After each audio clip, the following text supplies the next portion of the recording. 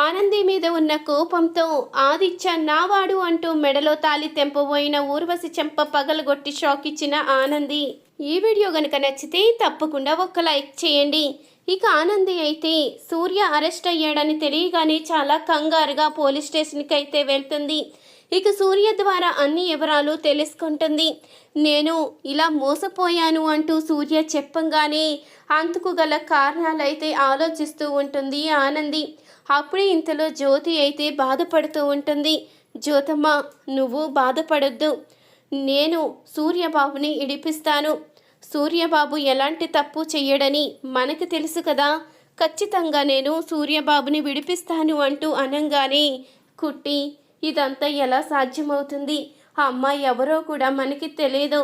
ఇప్పుడు అమ్మాయి ఎవరో ఎలా తెలుసుకోవాలి అంటూ అనంగానే, ఇప్పుడు నువ్వు బాధలో ఉన్నావు కాబట్టి నువ్వు కూడా ఒక లాయర్ అన్న విషయాన్ని మర్చిపోతున్నావు జ్యోతమ్మ.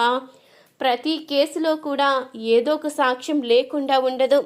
ఎంత తెలివిగా చేసినా ఖచ్చితంగా ఏదో విషయంలో మనకి దొరకక తప్పరు. నేను పట్టుకుంటాను కదా, నువ్వు బాధపడకు అంటూ ఆనంది అయితే జ్యోతిని ఓదారుస్తూ ఉంటుంది. ఇక అనుకున్న విధంగానే ఆనంది అయితే తన ప్రయత్నాలు అయితే తను మొదలు పెడుతుంది. ఎలాగైనా ఇలా కేసులో ఇరికించింది ఎవరో తెలుసుకోవాలి అంటూ ఇక అనుకుంటూ ఉండంగానే ఇంతలో ఆనందికి అయితే ఆలోచన వస్తుంది.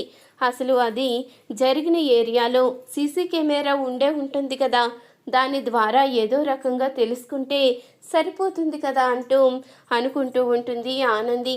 ఆ విధంగానే ఇక ఆనంది ఎంక్వైరీలు అయితే మొదలు పెడుతుంది. ఇంతలో మరొక వైపు సునంద అయితే ఇక ఆదిత్యకి ఎలాగైనా పెళ్లి చెయ్యాలన్న కారణంతో పెళ్లి సంబంధం గురించి అడుగుతూ ఉంటుంది. ఇంతలో ఇక సునంద అయితే పెళ్ళిళ్ళ పేరైతో మాట్లాడడం ఇదంతా ఊర్వశి అయితే చూస్తుంది. ఇక సునందని చూసి, ఇదేదో పెద్ద పార్టీలా ఉందే, అసలు ఇటువైపు నుంచి ప్రయత్నిస్తే నాకు ఇక జీవితంలో సమస్యలే ఉండవేమో అంటూ ఇక అనుకుంటూ ఉంటుంది ఊర్వశి అయితే. అప్పుడే ఇక అడుగుతూ ఉంటుంది, ఏంటి ఆవిడెవరు, అసలు ఈ పార్టీ చూస్తూ ఉంటే పెద్ద పార్టీలా అనిపిస్తుంది అంటూ అనంగానే, మరి నీకు చెప్పింది కూడా అదే కదమ్మా, నిన్ను పెళ్లి చేసుకోమన్నది ఎందుకు అనుకున్నావు? ఇందుకే వీళ్ళకి కోట్లాను కోట్లు ఆస్తుంది, నువ్వు కూర్చుని తిన్న తరగనంత ఆస్తి. నువ్వేంటి, నీ పుట్టింట వాళ్ళు చేసిన అప్పులు వాళ్ళకి ఒక ఏకతో సమానం. నువ్వు గనుక ఆ ఇంటి కోడలు అయితే ఖచ్చితంగా నీ పుట్టింటి పరిస్థితి మారుతుంది, నువ్వు కూడా యువరాణిలా ఉంటావు. నేను అందుకే నీకు ఈ సంబంధం చేసుకోమని చెప్తున్నాను. పెళ్లి పేరెత్తితే నువ్వేమో అంత లెక్క ఇరుచుకుపడుతున్నావు, ఇక నన్నేం చేయమంటావు చెప్పు అంటూ అనంగానే, ఈ పెళ్ళి ఫిక్స్ చేయండి, నేను చేసుకుంటాను కదా, నేను ఆ ఇంటికి కోడలినవుతాను. ఇలా ఎన్ని రోజులని చిల్లర పనులు చేసుకుంటూ బ్రతుకుతాను అంటూ ఊర్వశి అంటూ ఉండంగా, అమ్మయ్య ఒప్పుకున్నావా, ఇప్పుడే పెళ్లి కుదుర్చేస్తాను అంటూ ఇక పెళ్ళిళ్ళ భార్య అయితే సునంద దగ్గరికి వెళ్ళి ఇక ఊర్వశి గురించి చెప్పి ఇక పెళ్ళి అయితే ఖాయం చేస్తాడు. ఇక ఈ విషయం తాయారు ఊర్వశికి చెప్పంగానే వాళ్ళైతే ఎంతగానో సంతోషపడిపోతూ ఉంటారు. ఇక ఆనంది అయితే అనుకున్న విధంగానే సాక్ష్యాలన్నీ సంపాదిస్తుంది. ఇక తన దగ్గరున్న సీసీ ఫుటేజ్ ఇన్స్పెక్టర్కి అయితే చూపిస్తుంది. ఒక్కసారి ఈ సీసీ ఫుటేజ్ చూడండి ఇన్స్పెక్టర్, ఈ అమ్మాయి కారు ఎక్కుతూ ఉండగా ఈ కవర్తో కారులోకి వచ్చింది, వెళ్ళేటప్పుడు ఈ కవరు కారులోనే వదిలేసి దిగేసింది. అదే కవరు మీరు సీజ్ చేశారు, దాంట్లో మత్తుమందు ఉంది. కాకపోతే ఇప్పుడు ఈ కవరు తీసుకువచ్చింది ఎవరో మీకు తెలియాలి కదా, మా సూర్యబాబు ఏ తప్పు చెయ్యలేదని ఈ విషయంగా అర్థమవుతుంది కదా అంటూ అనంగానే, అవునమ్మా, ఈ విషయంగా అర్థమవుతుంది, ఖచ్చితంగా ఈవిడెవరో తెలుసుకొని పట్టుకుందాము అంటూ ఇక పోలీసులు ఎంక్వైరీ అయితే చేయడం మొదలు పెడతారు. పోలీస్ ఎంక్వైరీలో ఇక ఊర్వశి తాయారు వీళ్ళ పేర్లు అయితే బయటికి వస్తాయి. అప్పుడు ఇక ఊర్వశి ఇంటికి అయితే వచ్చి పోలీసులు అరెస్టు చేసి పోలీస్ స్టేషన్కి అయితే తీసుకువస్తారు. నన్నెందుకు ఇక్కడికి తీసుకువచ్చారని అడుగుతూ ఉండగా అప్పుడే పోలీస్ స్టేషన్లో ఉన్న సూర్యని చూసి ఒక్కసారిగా షాక్ అవుతుంది ఊర్వశి. ఈ అమ్మాయే సార్ ఆ రోజు నా కారు ఎక్కి ఆ మందు ఉన్న కవరుని వదిలేసింది ఈ అమ్మాయే అంటూ అనంగానే, అర్థమైంది సార్, సీసీ ఫుటేజ్ ద్వారా ఆనంది మేడం మొత్తం తెలిసేలా చేశారు. ఇక ఈ ఊర్వశిని వదిలిపెట్టేదే లేదు అంటూ ఇన్స్పెక్టర్ అయితే అరెస్ట్ చెయ్యంగానే అప్పుడే ఇక ఊర్వశి అయితే చెప్తూ ఉంటుంది, నన్ను అరెస్ట్ అయ్యేలా చేస్తావు కదా, నేను ఖచ్చితంగా బయటికి వస్తాను, నీ అంతు చూస్తాను అంటూ అనంగానే నీలాంటి వాళ్ళు బయట ఉంటే చాలా ప్రమాదం, నువ్వు బయట ఉండడానికే వీల్లేదు అంటూ ఆనంది అయితే ఇక ఊర్వశికి వార్నింగ్ ఇచ్చి సూర్యనైతే విడిపించి ఇంటికైతే తీసుకువస్తుంది. ఇక సూర్యను చూసిన జ్యోతి అయితే ఎంతగానో సంతోషపడిపోతూ ఉంటుంది. నేను ప్రతి విషయంలో కూడా నీకు రుణపడిపోయి ఉంటున్నాను, నేను నీ రుణం ఎలా తీర్చుకోవాలి కుట్టి అంటూ అనంగానే అదేం మాట జ్యోతమ్మ, నేను నీ బిడ్డ లెక్క, నీకు నా దగ్గర రుణమేంటి అంటూ ఇక కుట్టి అయితే చెప్పి వెళ్ళిపోతుంది. ఇక సునంద అయితే తాయారు ఇంటికి అయితే వస్తుంది. ఇక తాయారింటికి వచ్చి ఊర్వశితో అయితే మాట్లాడుతూ ఉంటుంది.